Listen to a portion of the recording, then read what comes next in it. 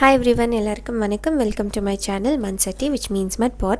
இன்னைக்கு நம்ம சேனலில் செய்ய போகிறது ஹொஸ்கோட்டே தம் பிரியாணி. இது வந்துட்டு பெங்களூரில் ரொம்ப ஃபேமஸ், ரொம்ப டேஸ்டியான ஒரு பிரியாணி ரெசிபி.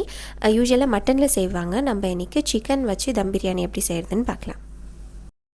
பிரியாணி செய்கிறதுக்கு முன்னாடி நம்ம ஃபஸ்ட்டு சிக்கன் வந்துட்டு மேரினேட் பண்ணி எடுத்துக்கணும். நான் அதுக்கு 750 grams அளவுக்கு சிக்கன் எடுத்திருக்கேன்.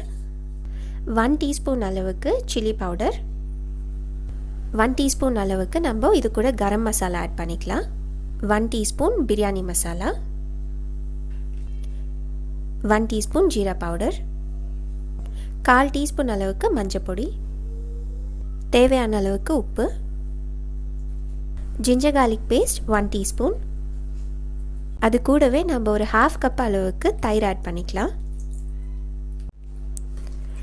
இப்போ நம்ம இது எல்லாத்தையும் சேர்த்து நல்லா மிக்ஸ் பண்ணிக்கணும். சிக்கன் வந்துட்டு நல்லா மேரினேட் ஆகணும். இதுக்கு வந்துட்டு நம்ம ரெட் சில்லி பவுடர் தான் நிறைய ஆட் பண்ணியிருக்கோம். ஏன்னா நம்ம இதுக்கு க்ரீன் சில்லி ரொம்ப கம்மியாக தான் ஆட் பண்ண போகிறோம். உங்களுக்கு சப்போஸ் பிரியாணி ரொம்ப ஸ்பைஸியாக வேணும்னு நினச்சிங்கன்னா இன்னொரு 1/2 teaspoon நீங்கள் red chilli powder extra add பண்ணிக்கோங்க. சிக்கன் வந்துட்டு நல்லா மிக்ஸ் பண்ணியாச்சு. இதை நம்ம இப்போ வந்து சைடில் எடுத்து வச்சிடலாம். இது ஒரு 15 to 20 minutes நல்லா மேரினேட் ஆகணும். அப்போ தான் நீங்கள் பிரியாணியில் போட்டு குக் பண்ணக்குள்ளே சிக்கன் வந்துட்டு டேஸ்டியாக இருக்கும். சிக்கன் வந்துட்டு மேரினேட் பண்ணியாச்சு. இப்போது பிரியாணிக்கு தேவையான அரிசி வந்துட்டு நம்ம வாஷ் பண்ணிடலாம். நான் 1 kg அளவுக்கு ஜீரா சம்பா ரைஸ் எடுத்திருக்கேன். இது 1 time வாஷ் பண்ணால் போதும். இந்த பிரியாணிக்கு வந்துட்டு நீங்கள் ஜீரா சம்பா ரைஸில் செஞ்சிங்கன்னா மட்டும்தான் நல்லா ஃப்ரேக்ரண்ட்டாக டேஸ்டியாக இருக்கும். இது பாஸ்மதி ரைஸில் செஞ்சிங்கன்னா அவ்வளோ ஒன்றும் டேஸ்டியாக இருக்காது.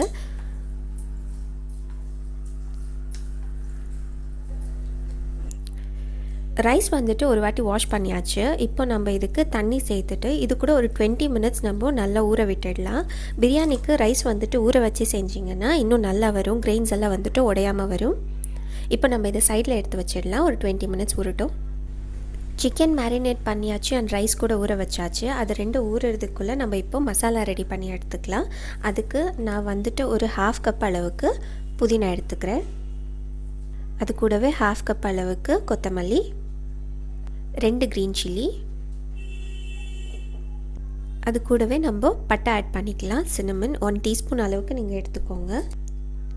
7 to 8 cloves லவங்கம், இது வந்துட்டு மராட்டி மொக்குன்னு சொல்லுவாங்க. இதை நான் 2 சேர்த்துக்கிறேன்.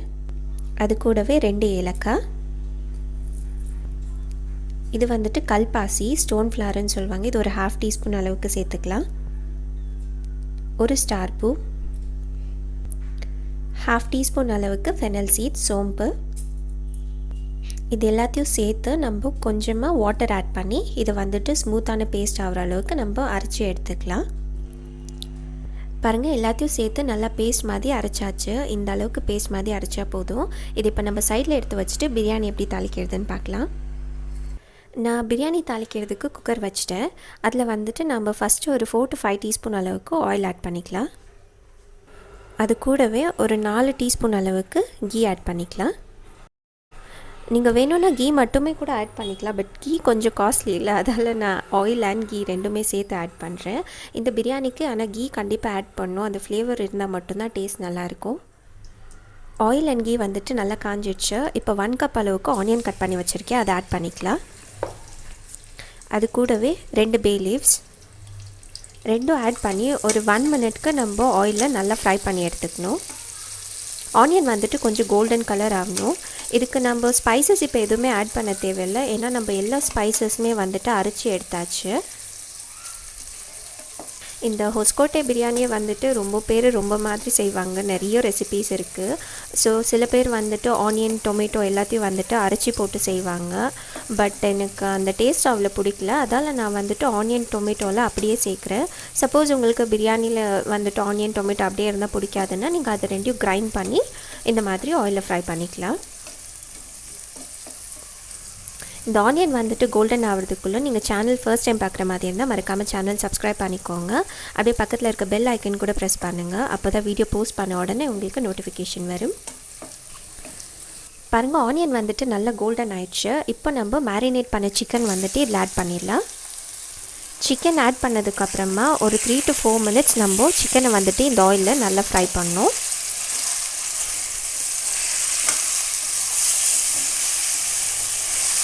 பாருங்கள், நான் வந்துட்டு சிக்கன் சேர்த்துட்டு ஒரு 4 to 5 மினிட்ஸ் நான் வந்துட்டு நல்லா ஃப்ரை பண்ணியிருக்கேன். சைட்லலாம் வந்துட்டு ஆயில் விட்டு வந்திருக்கு. இந்த அளவுக்கு ஃப்ரை பண்ணால் போதும். இப்போ நம்ம அரைச்சி வச்சோம் இல்லையா, அந்த மசாலாவை வந்துட்டு நம்ம இதில் ஆட் பண்ணிடலாம். ஆட் பண்ணதுக்கப்புறமா இன்னொரு 2 மினிட்ஸ் நம்ம இதை நல்லா ஃப்ரை பண்ணி எடுத்துக்கணும். உங்களுக்கு இந்த பிரியாணி கலர் வந்துட்டு கொஞ்சம் க்ரீனிஷாக வரும். ஏன்னா நம்ம வந்துட்டு புதினா, கொரியாண்டர் எல்லாம் வந்து நம்ம அரைச்சி போடுறோம். நீங்கள் வேணும்னா புதினா, கொரியாண்டர் ரெண்டுமே வந்துட்டு அப்படியே கட் பண்ணி கூட சேர்த்துக்கலாம். இந்த மாதிரி நல்லா மிக்ஸ் பண்ணி இன்னொரு 2 மினிட்ஸ் நம்ம நல்லா ஃப்ரை பண்ணி எடுத்துக்கலாம். அரைச்சி வச்ச மசாலா போட்டதுக்கப்புறமா 2 மினிட்ஸ் நல்லா ஃப்ரை பண்ணியாச்சு. பாருங்கள், ஆயிலெல்லாம் நல்லா விட்டு வந்திருக்கு. இதுவே பார்க்க கிரேவி மாதிரி இருக்குது. இப்போது நான் வந்துட்டு 1 கப் அளவுக்கு டொமேட்டோ கட் பண்ணி வச்சுருக்கேன். அதையும் ஆட் பண்ணிக்கலாம். ஆட் பண்ணிவிட்டு டொமேட்டோ வேகிற வரைக்கும் நம்ம இதை நல்லா ஃப்ரை பண்ணி எடுத்துக்கணும். டொமேட்டோ வேகிறதுக்கு ஒரு 2 மினிட்ஸ் டைம் எடுக்கும். ஸோ லோ ஹீட்டில் வச்சு நல்லா ஃப்ரை பண்ணி எடுத்துக்கோங்க. டொமேட்டோ போட்டு 2 மினிட்ஸ் வந்துட்டு நல்லா ஃப்ரை பண்ணியாச்சு. டொமேட்டோ நல்லா வெந்துடுச்சு. இப்போ நம்ம ஊற வச்ச ஜீரா சம்பா ரைஸ் வந்துட்டு நம்ம இதில் ஆட் பண்ணிக்கலாம். அரிசி போட்டதுக்கப்புறமா எல்லாத்தையும் சேர்த்து மிக்ஸ் பண்ணி அரிசியை வந்துட்டு நம்ம இந்த மசாலாவில் ஒரு 2 மினிட்ஸ் நம்ம குக் பண்ணோம். அப்போ தான் பிரியாணியோட டேஸ்ட் இன்னும் சூப்பராக இருக்கும். ஸோ நீங்கள் இதை லோ ஹீட்டில் வச்சு ஒரு 2 மினிட்ஸ் ரைஸை தண்ணி ஊற்றுறதுக்கு முன்னாடி ஃப்ரை பண்ணி எடுத்துக்கோங்க.